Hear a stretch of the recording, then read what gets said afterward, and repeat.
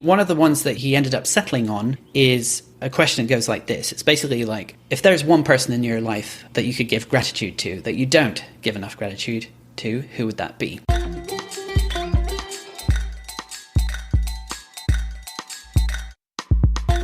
Podcast Junkies, Harry Duran, your host here. Thank you for playing along with this experiment. I'm recording this intro in the car.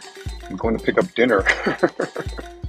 And time is running out. I have to get on a plane tomorrow to go to Podcast Movement and hopefully meet some of you listeners there. I'm excited for that. First big podcasting conference since Podfest in 2020. We all remember what happened then. I have gone to another conference. It was the Indoor AgCon for the second show I do called the Vertical Farming Podcast, which has been a fun project, to say the least. Learned a lot.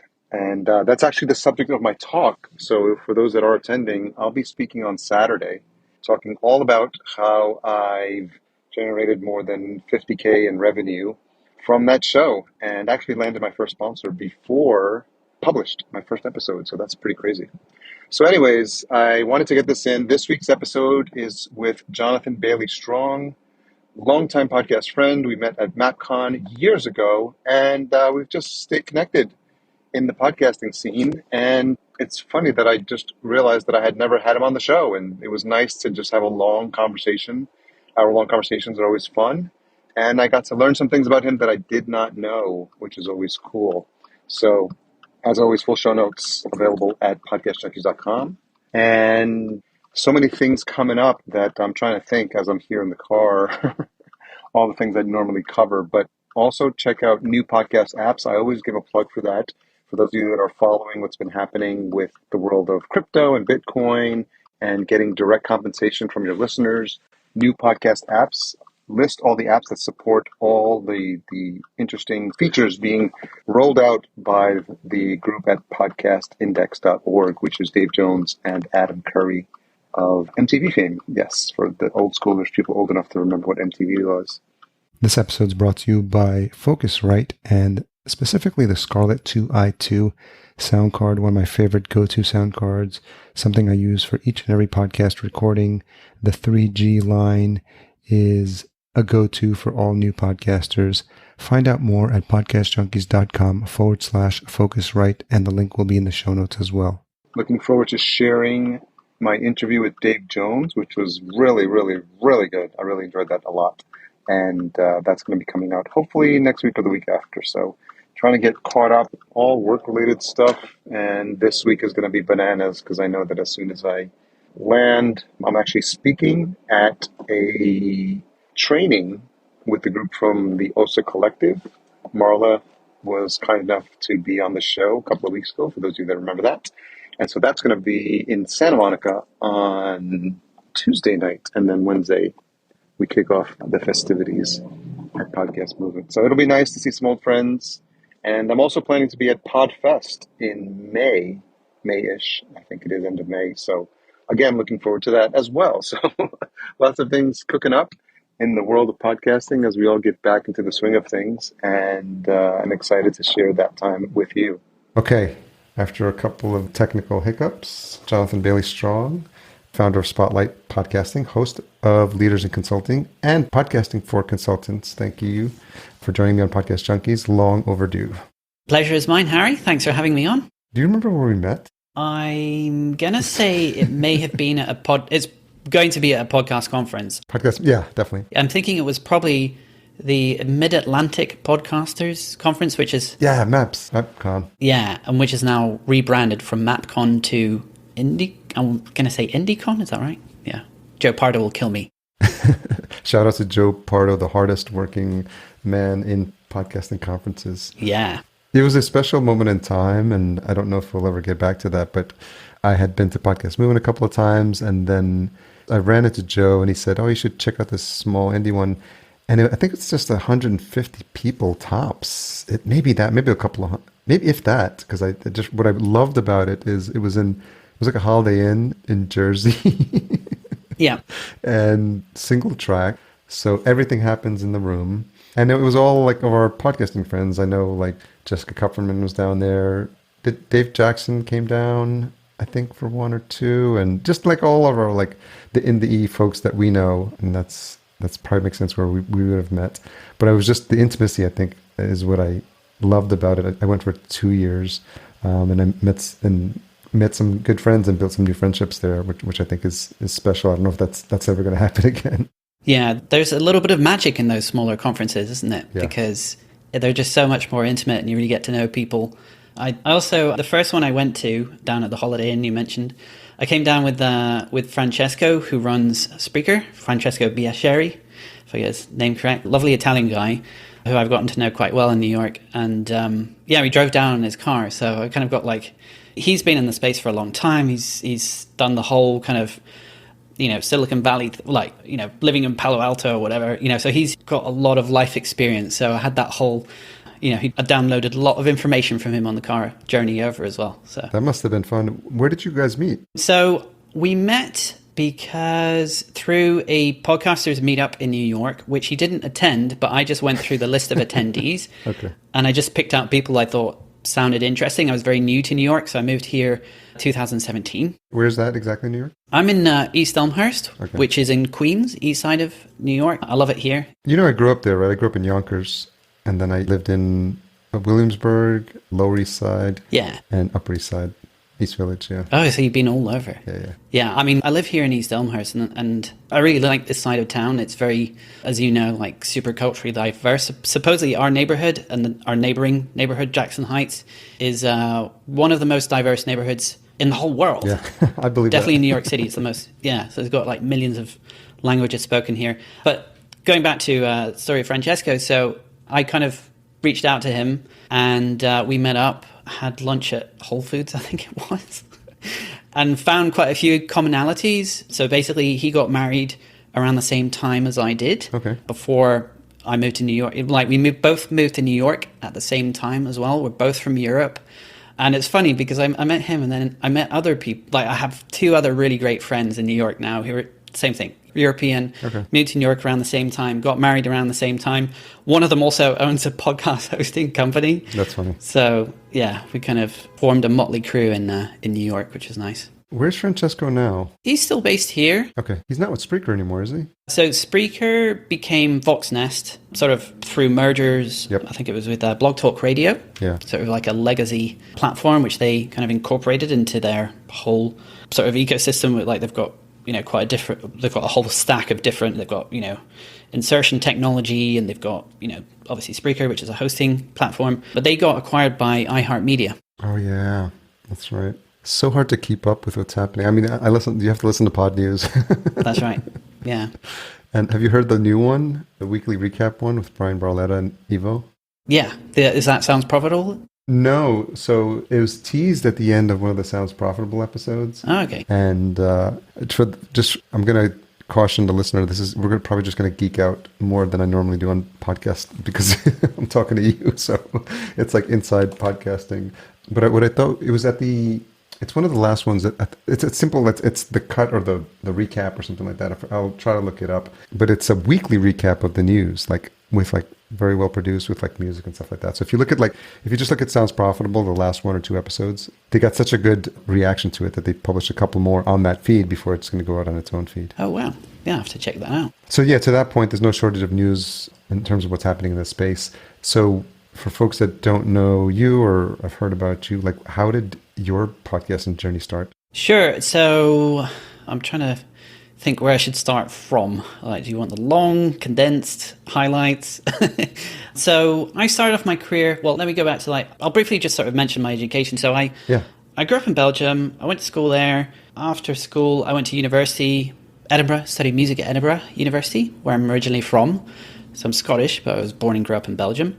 And then after I finished my music degree, I decided that I didn't want to go down the traditional path that most people took after finishing their music degrees, which was basically going into teaching. I was like, I don't want to be a teacher. I want to do something else. I had an affinity for playing around with computers. Having grown up in the Belgian countryside, we were cut off from a lot of the outside world.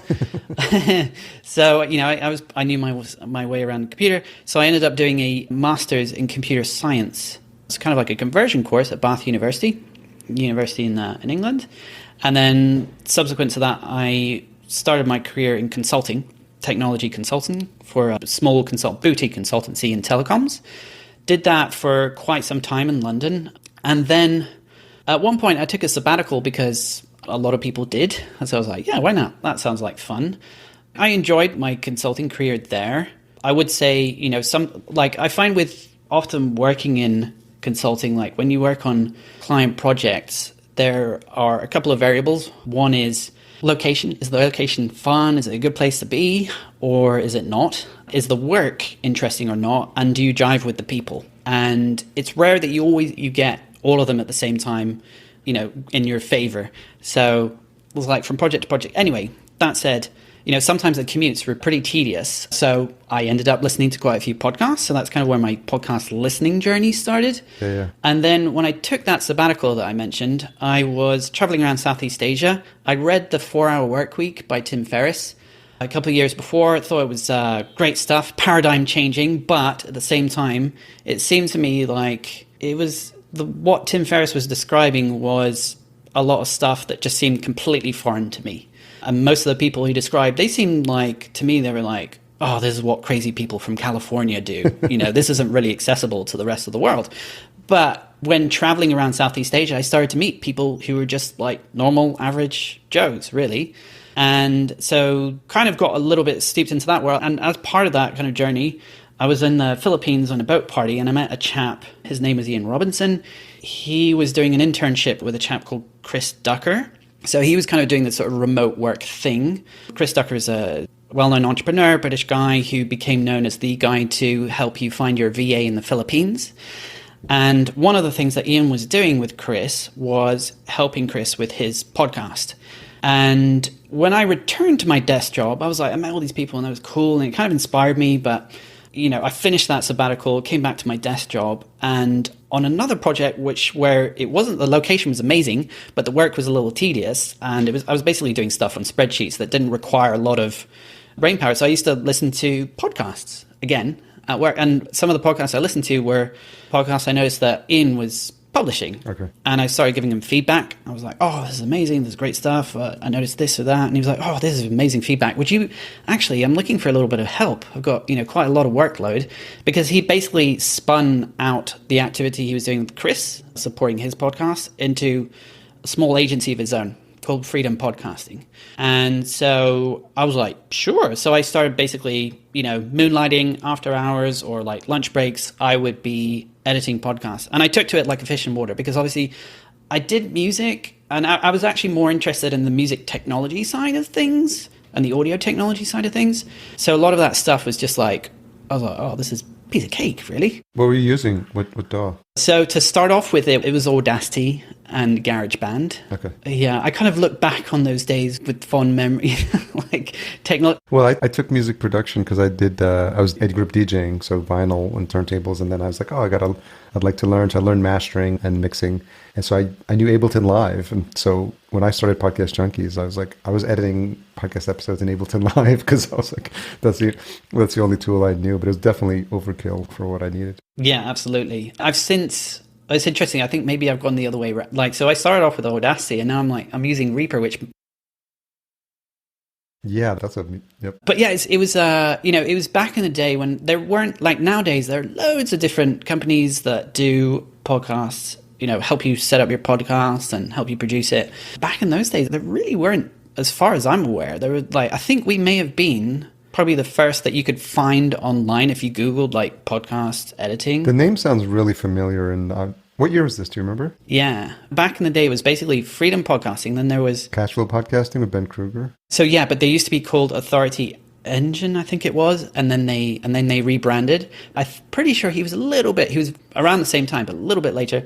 And then there was also We Edit Podcast, which came after that. And nowadays you just got all kinds of podcast companies. But it's also come with the growth of podcasting as well. So there's a lot more demand for it as well. So there's offer and demand there. But yeah, when we started out, it was basically Ian, his wife, and myself just running that company. It was right place, right time. I guess. We ended up working with Tim Ferriss, so we helped him launch his show. That's probably the biggest name that everybody knows. Talk about full circle. You read 4 Hour Work Week. And Yeah, that's right. Yeah, exactly. Yeah. Obviously, that's a name that everybody recognizes, like most people on the street. If I'm very honest, like my involvement in that show was quite minimal, but I was still involved. I helped choose the cover art. Very good. So there you go. But I was much more involved in other shows like Lewis Howe's School of Greatness, Good Life Project, a whole bunch of other shows with like really huge audiences, but a slightly less name recognition than Tim Ferriss. That's how I got started in podcasting. What were you thinking at the time? And did you have any thoughts that maybe you'd want to do your own show? Or were you thinking that production, and because of the skill set you had, that you could double down on that and just take advantage of that increasing wave in interest and build up the agency?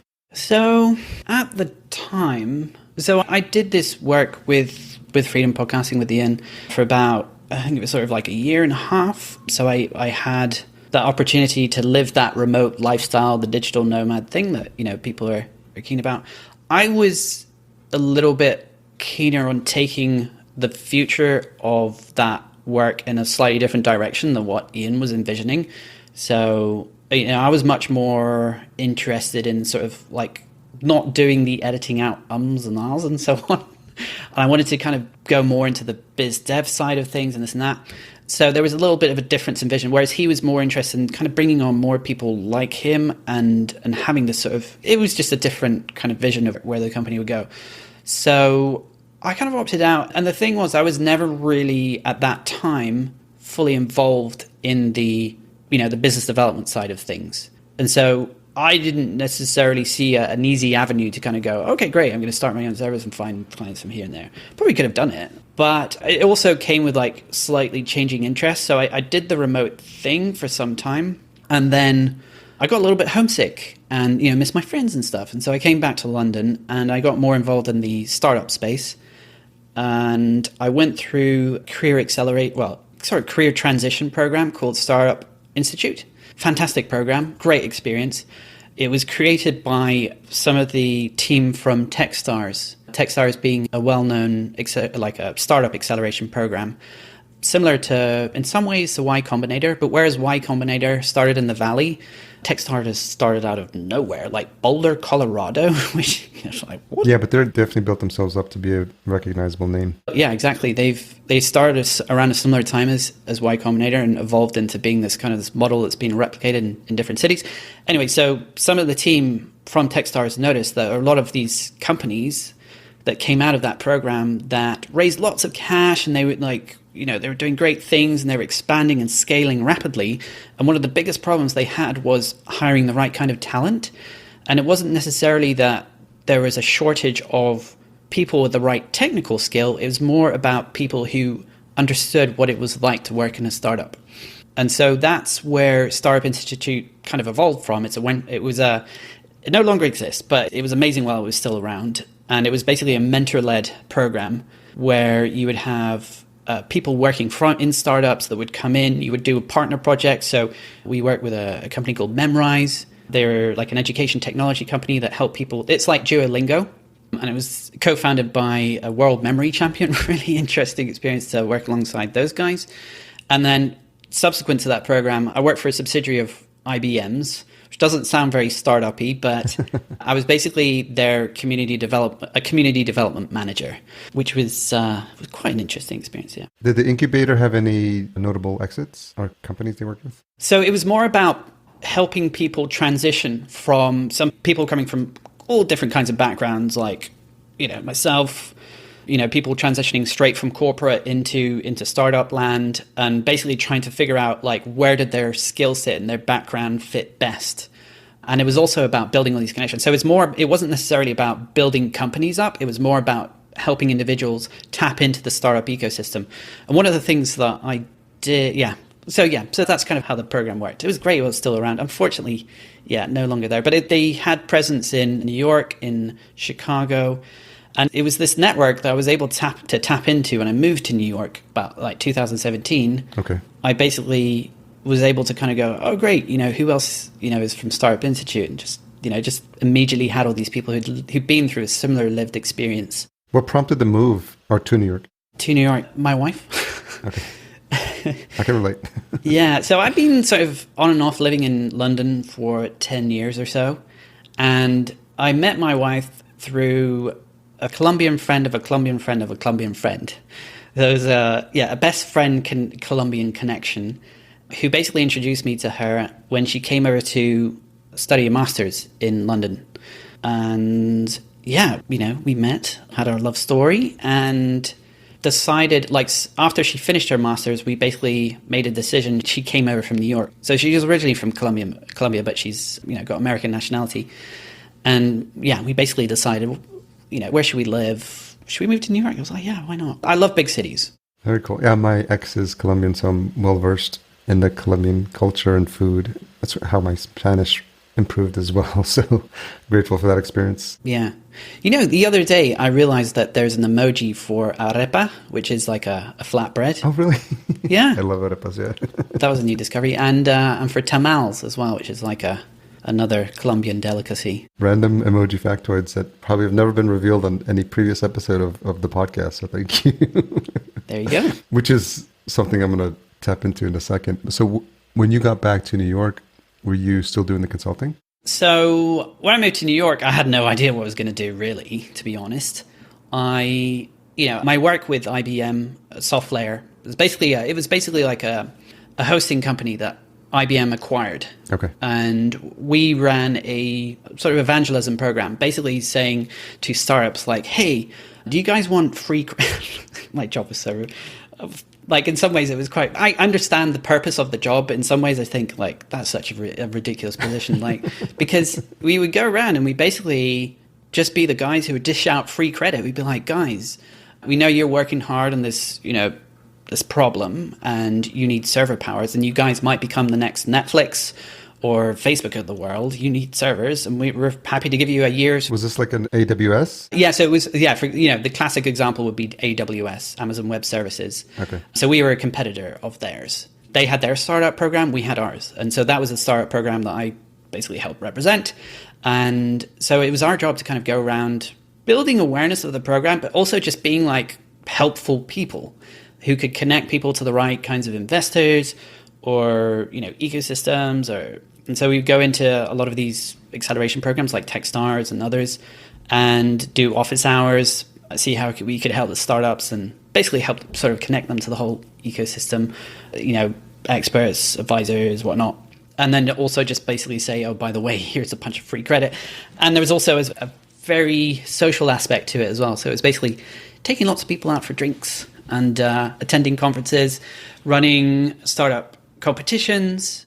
Okay. So that's where you were working when you did the move? Yeah. So basically I did that with IBM Software. And then my work with them came to the end. IBM had a very different culture from Software. So it was like big corporate, legacy company with very much a startup company that was born out of Texas. So did you have something else lined up? So my work with them finished not that long before moving to New York. So I was like, I'm open to opportunity. One of the things I did when I moved to New York is I started networking, getting to know people, and I started listening to a couple of introductions were made. And one of the things I like to do when I'm introduced to someone is like see if they've been on a podcast. And I usually find that's the best way to get to know someone. Yeah. And I did that with a chap who actually later became a client. But that podcast he was on, I really liked. It was called Access to Anyone. It's fantastic if anyone's looking for a good recommendation. It's a show that basically helps you understand. It's mostly oriented around helping you understand how to grow, build a network in a very authentic way, not be a douchebag when you're getting to know people and stuff. It's now hosted by a chap called Michael Roderick. Oh yeah, I know Michael. Yeah. I've met Michael. We were in a mastermind together. That's wild. I was just thinking Access to Anyone. Oh, that's like a perfect podcast for anyone who's into networking, because I imagine that's the theme of it. And then you mentioned Michael, and I was like, wait a minute, that's exactly what he does. Yeah, so Michael Roderick is a fantastic, lovely guy, as I'm sure you know very well. And he used to have a co-host on that show called Michael Shine. Okay. And I think I just sent them some feedback on Twitter, and I mentioned Shine. So it's the two Michaels. It used to be the two Michaels. And Michael Shine responded. He was like, "Oh, great, thanks so much for this." And he's like, "Oh, I'd love to, have a chat on the phone. It's your background, basically kind of looked a little bit at my background." Okay. We got on the phone, and he suggested that he was actually looking for someone to help with his agency called Microfame Media. They basically help consultants build their own sort of thought leadership platform. He helps them publish books, but also as part of that, he often helps them launch podcasts and get them produced and so on. And just at that time, he happened to have an opening for someone to manage that production. So you can see how this is all kind of coming full circle. I did that for some time, and then eventually decided, why not kind of spin off my own I've been kind of working as a number two as an operations person for some time, and I've got some very opinionated ways of doing things. I should probably just run my own. So just do your own thing. What do you talk about the thought process? Because I like to people glamorize sometimes the jump into like entrepreneur land, and like I ditched my job and I left them, and but the truth for me is that I was doing consulting my last 9 to 5, and thankfully it was flexible enough where I was able to like do some remote stuff. So I kind of had a nice transition job, but it was in business intelligence, and it was in supply chain stuff related to business intelligence. And it was in the consumer packaged goods CPG. So Unilever was my client, for example. So I'd go to Jersey once a month. I was living in LA. I was traveling once a month back to Jersey. But I realized they were bringing in a senior consultant, and I was like, oh, he's going to replace me. So I need to like start something. That's where I had the podcast Junkies going on for an hour. I hired a business coach, and I sort of was like pushed off the ledge and just like, you're going to start your own thing because right now that's the only option you have. So I wonder what your mindset is and what you're thinking. You're the number two. What's happening in your life or in your mind to help you feel like this might be the next right step for you? Yeah, I guess, I don't know. I guess I tried a couple of things in the past. There were a couple of false starts. I think I would say, it wasn't always clear cut that I would be running a podcast agency. And for some time I had considered it, but didn't really pull the trigger. I guess, part of it is just like there's so many other operations out there. And it was really just like a question of finding that niche, but just like sitting down and just going through a thought exercise of like, okay, based on my background and, where does that Venn diagram really fall? Okay, I did the consulting thing, kind of enjoyed it, parts of it. How can I take some of that and combine it with like this like fixation on technology that I have, plus audio, and it kind of like, I wouldn't say it came to me immediately, and I think there are always pros and cons of going into any entrepreneurial endeavor, and it just took me a while to weigh those up and then actually figure out, okay, there is a way. I think part of it is like I was a little bit short-sighted at first and felt that, you look at how many other podcast production companies there are out there, and you really think to yourself, well, is this a race to the bottom? Is it just, and I think there are two things, right? If you're just going to focus on the execution side of things, then it might be a little bit of a race to the bottom. But even then, I've noticed that there are some companies that really try and make it as cheap as possible to produce your episodes. Shout out to Podknife. Yeah. But I noticed that, but there have been plenty of those before, and I always find that they fizzle out after a certain point. They get acquired, and the new company has a different vision and kind of does something different with them. So that one thing. So what's interesting about that is it's hard for the end consumer to understand like what's in like I think at face value, if you just see what they're doing, they're like, oh, they're just going to edit my episode, or you're going to write some basic show notes for me. What's the big expense? And I think what we've been doing at Fullcast, and me personally, just because I'm like moving more into my spirituality, like I want to work with folks who are working on like more like consciousness raising content, and I'm like stepping out of my comfort zone. I call it coming out of the spiritual closet.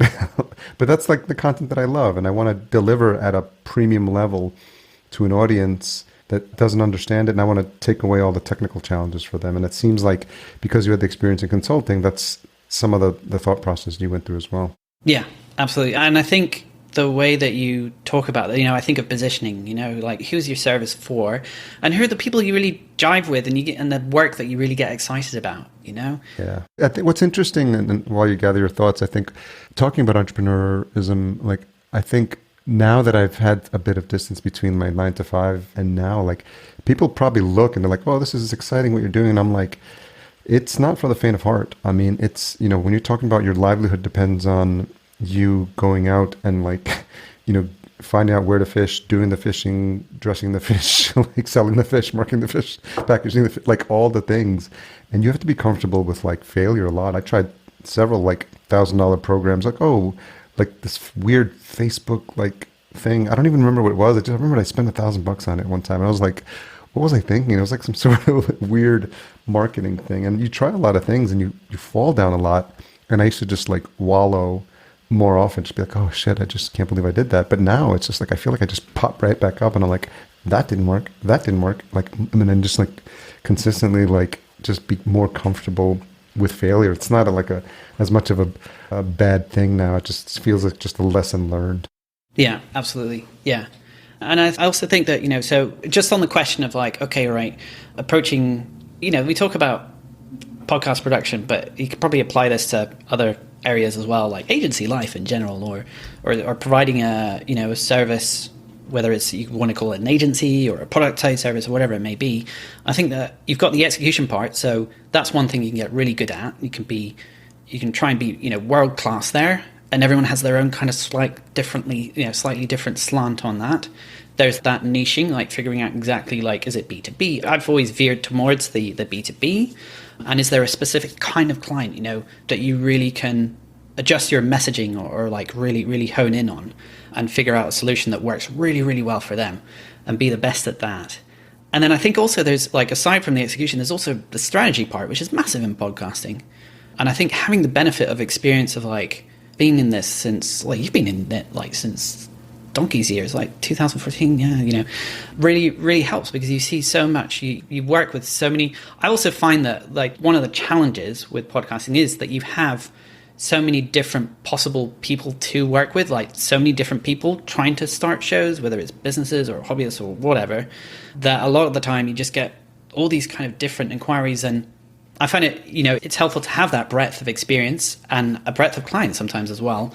But it's just really helpful to just kind of narrow down and like, okay, who are the people that I really want to work with and I can provide a really great solution with. Yeah, that's just the way I feel like I like to think about it. When did Spotlight start? So it's been around since 2019. Okay. Yeah. Any shows you want to shout out? Yeah, well, actually, one of my favorite shows we work with is run by actually the chap I mentioned I'd listened to on the podcast, and I was like, ooh, this is an interesting interview.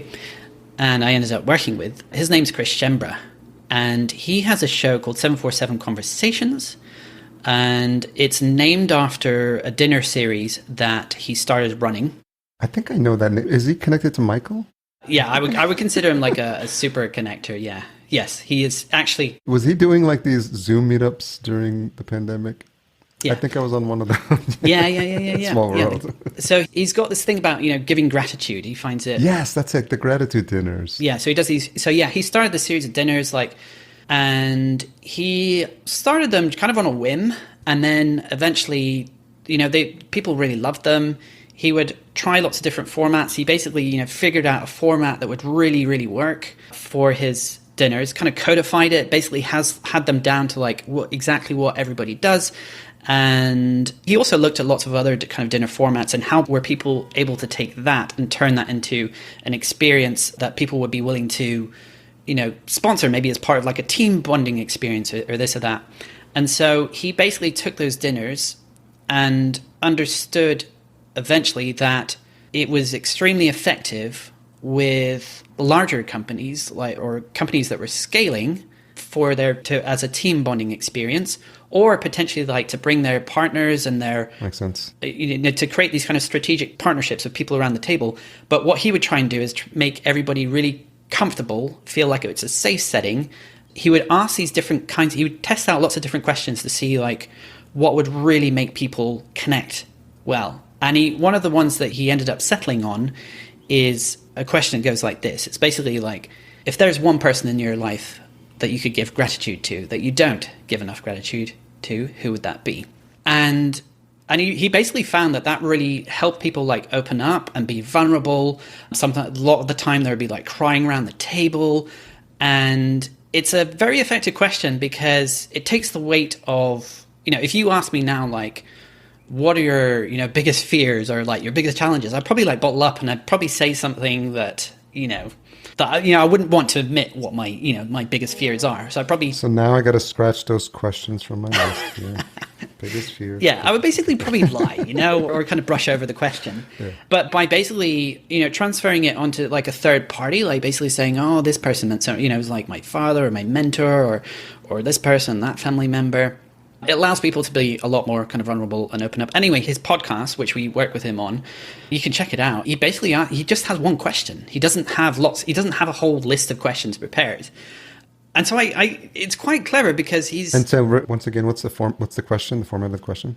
So the question is, if there's one person in your life you could give gratitude to that you don't give enough gratitude to, who would that person be? Okay, so I can't resist. I can't lose the opportunity to just tee this up and ask you.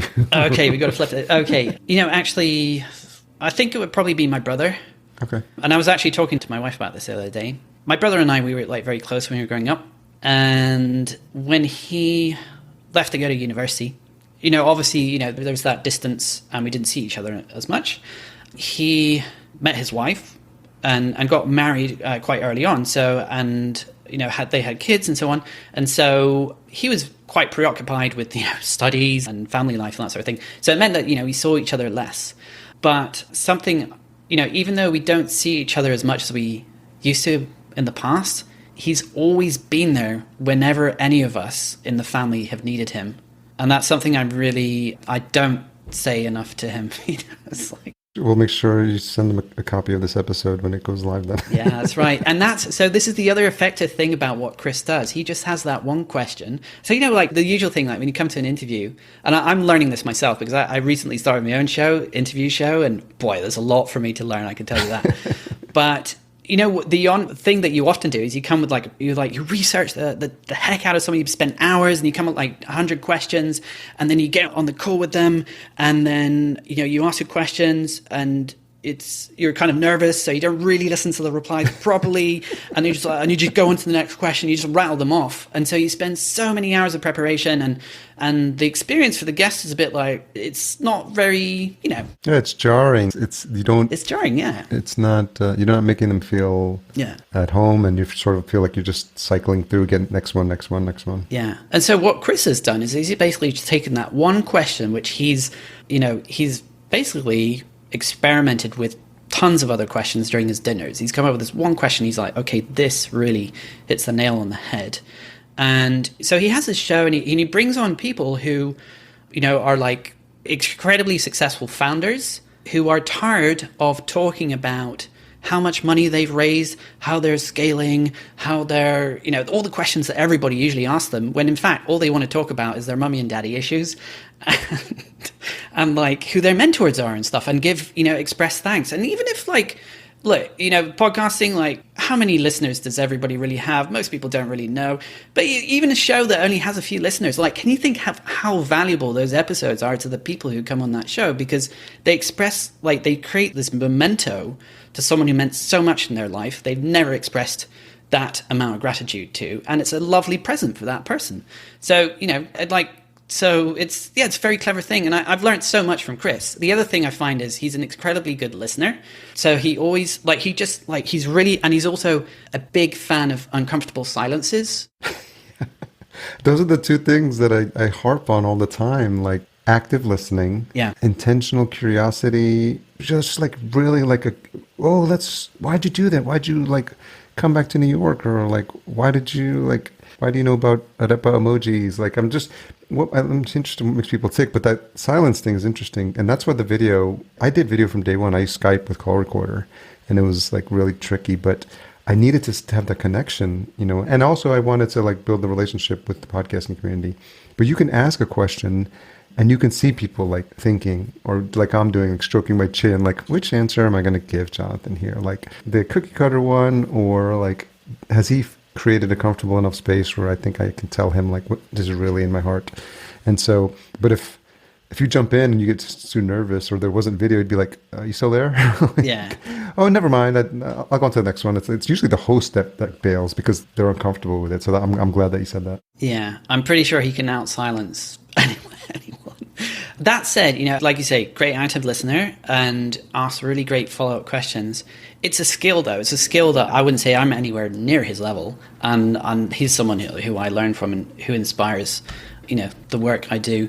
I also found that, he also used to do things that were a little bit unconventional. So, like, at least in the podcasting space. So he had a preference. Well, usually with podcast interviews like the one we're doing, they're virtual, right? And it makes sense, especially during pandemic and stuff, right? But even pre-pandemic, a lot of people prefer to do virtual first. He was the other way around. He liked to do them in person because obviously virtual, like, you don't have to, you don't have to commute, you don't have to travel, you don't have to, it's a lot easier. And you can be sort of distracted if you're, like you can have other things going on. It's hard. When you're in person, it's literally like you and the other person, that's it. Yeah. But he had a preference to do it in person because he wanted to build relationships with people. So he saw the podcast as a vehicle to create really great relationships with the guests. I think a lot of the time, there's a lot of emphasis on like, the listener. And don't get me wrong, podcasting is all about, providing something for listeners. But I think it's that balance. I always say, I said this on a previous podcast interview, but it's the three people in the conversation. It's the host, the guest, and the listener. And to your point, you have to make sure you're not weighted because, I think a lot of people are like, everything's for the listener. And if you did that, is the guest enjoying themselves and not, you've taken an hour of their time. Hopefully they've felt like it's worth it. Yeah. The way of thinking I've come around to is when I start thinking of well, it depends, but it depends what your goals are as well, what your business goals are like, and does the proposed show format align with those? But a lot of the time, if your business goals are really to, create really great relationships with your guests, then there's no reason why you can't, and this often works, if you think of your show in terms of guest first, what is the show, what kinds of shows, would open up avenues to have conversations with people that you really want to have conversations with. Yeah. And how can I make this like a really real kind of win-win, for those guests that you bring on? And usually I find when you think about it through that lens, that usually the listener stuff falls into place. Sure. That makes sense. Yeah. How many episodes are you in with podcasting for consultants? For leaders and consultants? So yeah, like you mentioned, we've got 2 shows. Podcasting for consultants, like I was saying earlier, like it does what it says on the tin. It just basically helps consultants think about how to launch a show and what goes into it. And so it's basically our playbook and the way we like to think about it. So that was a series we did this year. We launched this year. Probably going to do an annual refresh on that. And then the second show is called Leaders of Consulting, where we talk to people running professional service firms or working as independent consultants and let them come on and kind of tell us more about their journeys as well as like their advice for other consultants as well. And then we kind of go and do a little bit of a deep dive into their expertise. We're now, I think I'm going to say we're around 10, actually, yeah. No, we 11 episodes I think we're in to now, yeah. Do you notice a difference in your interview styles from 1 to 11? Yeah, so initially I started doing pre-interviews with our guests, with all our guests, and using that as a means to set up the actual interview for success. Sure. So find really great talking points or just have this basic discussion and kind of figure out, okay, how's this going to look? And that's great. But when you're publishing a show like, more than once, more than weekly, it requires a lot of time. And I also found that even as an interviewer, like doing those, I'm not like an extremely experienced interviewer yet. And I just find it better for myself and often the guest to actually just have like a set structure of questions to fall back on. I know for listeners, it may sometimes come across as formulaic, but I just find that it's easier for the guest to prepare.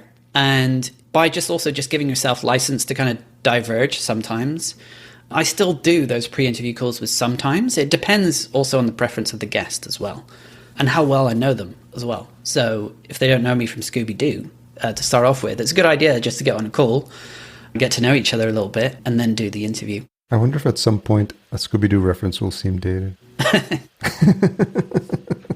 Have you read Make Noise?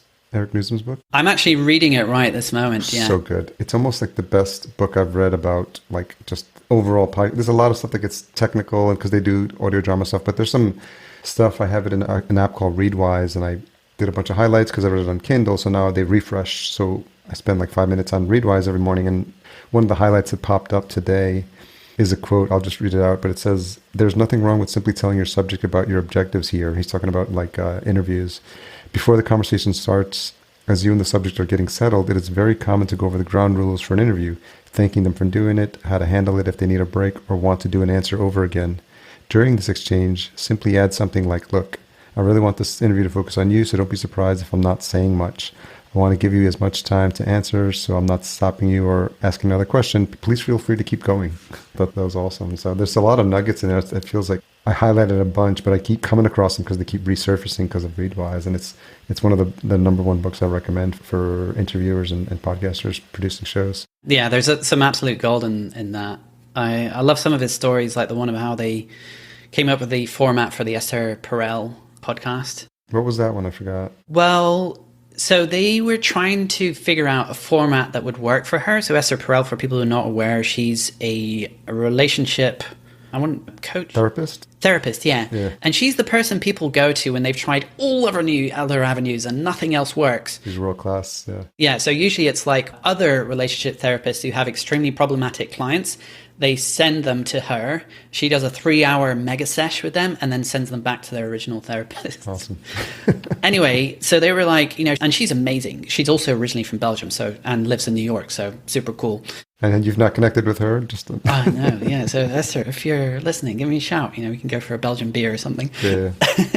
But yeah, she's fantastic. And so when Eric Nuzum and his team were trying to figure out, okay, great, we're going to do this show with Esther, what's going to work best? And they went through all these traditional formats, they tried scripts, but they found that when she was reading those scripts, she came across as a little bit wooden, wasn't the usual, like, kind of flowy, natural Esther that speaks like a billion languages and, super, just a lovely person. And so so she said, out of frustration, she was like, "Look, why don't you guys just mic us up for one of my sessions? Like, what I do with some of my research and writing projects is we let people know that they're being recorded and they can skip the line if they agree to do so.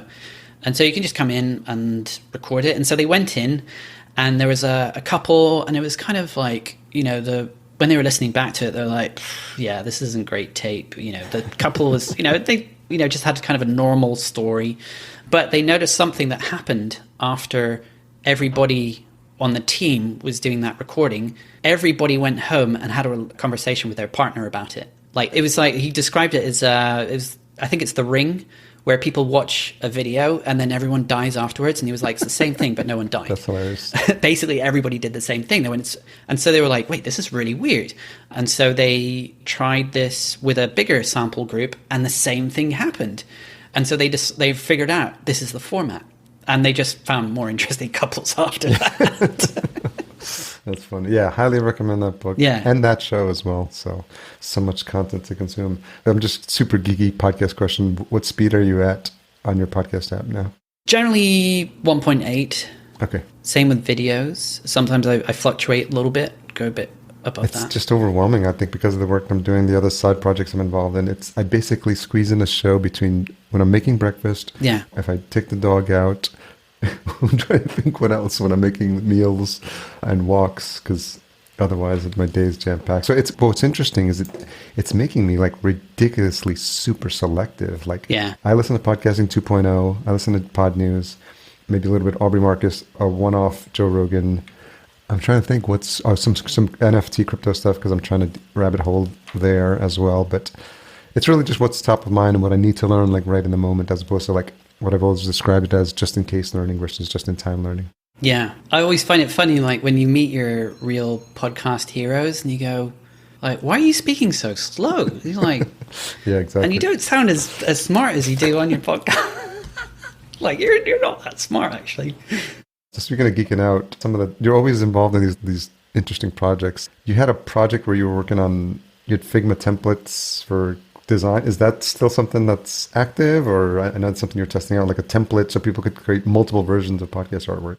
Yeah, totally. So this is a project that I started because, like, so with my agency, like, we tend to focus a little bit more towards like the higher end. Like I say, we do kind of strategy execution, and we focus on like sort of consultants doing high value services. But that said, I wanted to just kind of dip my toe in the kind of the, you know, digital product space, you know, sort of much lower end entry point. And so this is a project I put together where it was something that we were going to use internally anyway.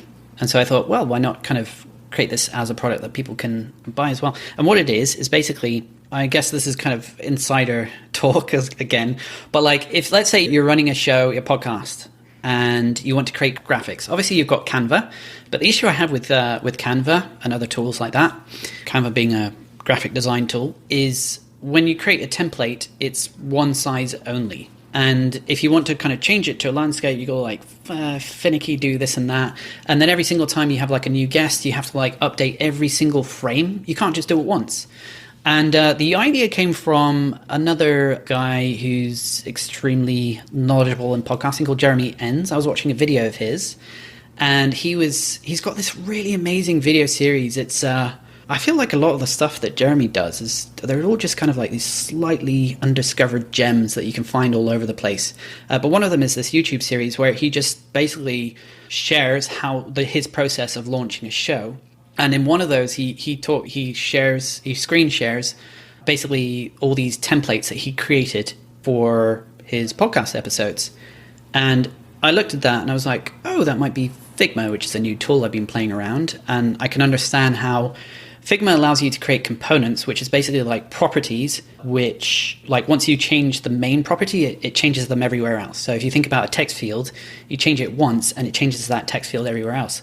So what he was showing, it looked very similar to Figma. Actually, it wasn't. It was like Photoshop or something else.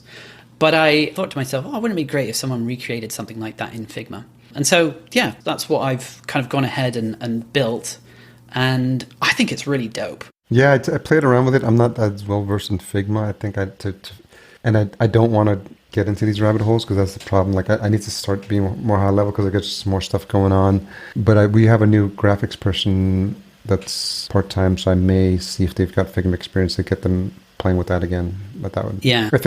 All I'm looking for from my end and is if it helps shorten the production cycle. That's because otherwise, and it's got to be something that's significantly that cuts down the time by at least half. I think would be helpful. But because if it just saves you like 10%, like it's just faster because to have the learning curve to have the team learn a new tool. So, is there a link for folks to learn more about specifically that tool? There is. If you bear with me, I can. And don't feel pressured to give it to me right now. You could give it to me, and I'll put it in the show notes. Yeah, if you want to give me a better link. Do that, yeah, let's do that because I don't want you to be forced to give me a link that is not ready. We use it all the time internally. Yeah, it's great. Okay. So yeah, so I don't know if there's anything else you're trying, but the other thing I wanted to talk about is your fascination with gifs. And I always thought about this because I remember probably year one or year two Podcast Junkies. I'm like, oh, the Giphy.com is like an undiscovered gem because it's a search engine because people are always looking for gifs. And I was like, if I could start putting like all of my Podcast Junkies episodes in there, when people, if they ever put Podcast Junkies into the Giphy or Jiffy, whatever the hell the website is called, like our stuff would come up. And you've used it. And every time we have a chat on Facebook Messenger, it's accompanied by one of your animated GIFs of yourself. So just as a little fun side, talk to me about your fascination with GIFs. Yeah, GIF or GIF. I call it GIF, but the creator calls it GIF, doesn't do that, yeah. So, yeah, I'm just like a big fan I just find it fun. Like, I love having fun with technology, okay? So, and one of the things, I know, you see this on forums or like on Reddit, a lot of people have these reaction GIFs, right? So people are like, WTF or this or that, or like mind blown, everybody knows that one.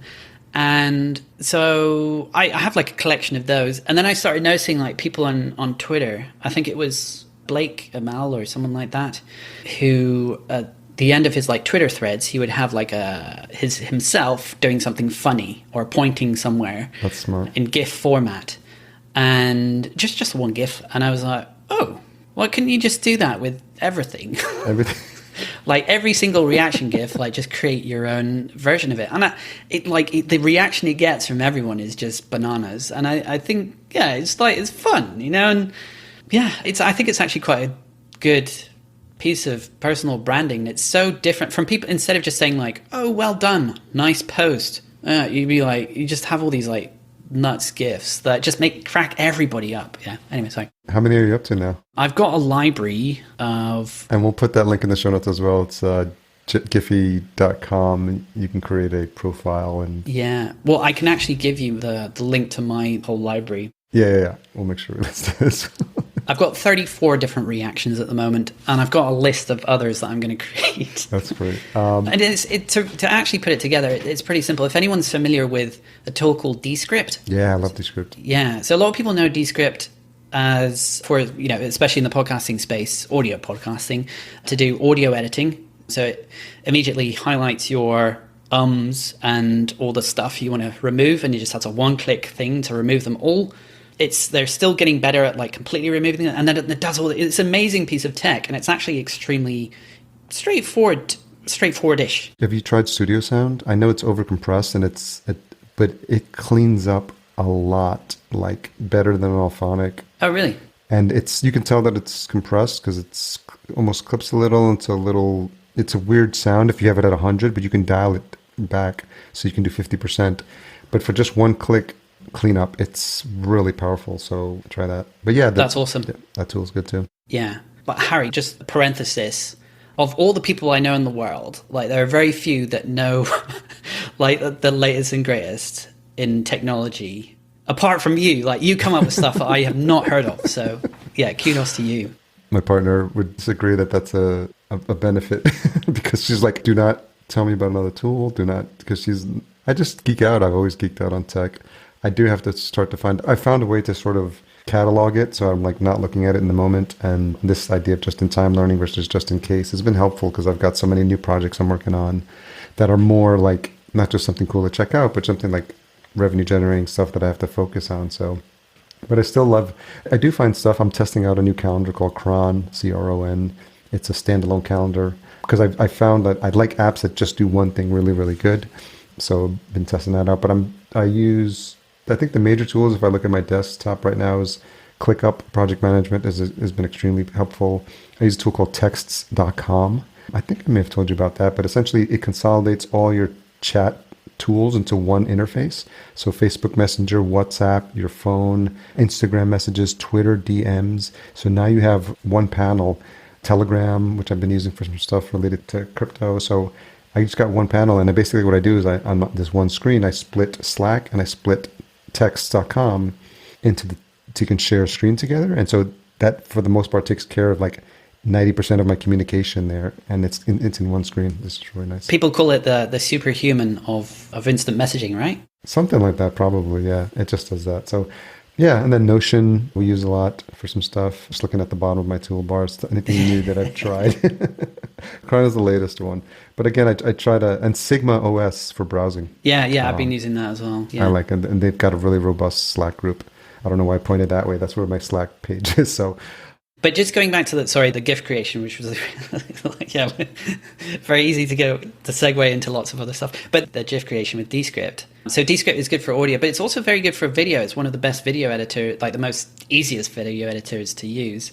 And if you wanted to record your own reaction GIFs, it has easy transcription. You just export as GIF. It's pretty straightforward. Yeah, I'm gonna give it a try. Yeah. Create my first couple. Well, Jonathan, I think this was as much fun as I thought it would be because we just get to geek out. Hopefully it's interesting to the listener as well, and anyone who stuck around this far, hopefully they learn a little bit more about you.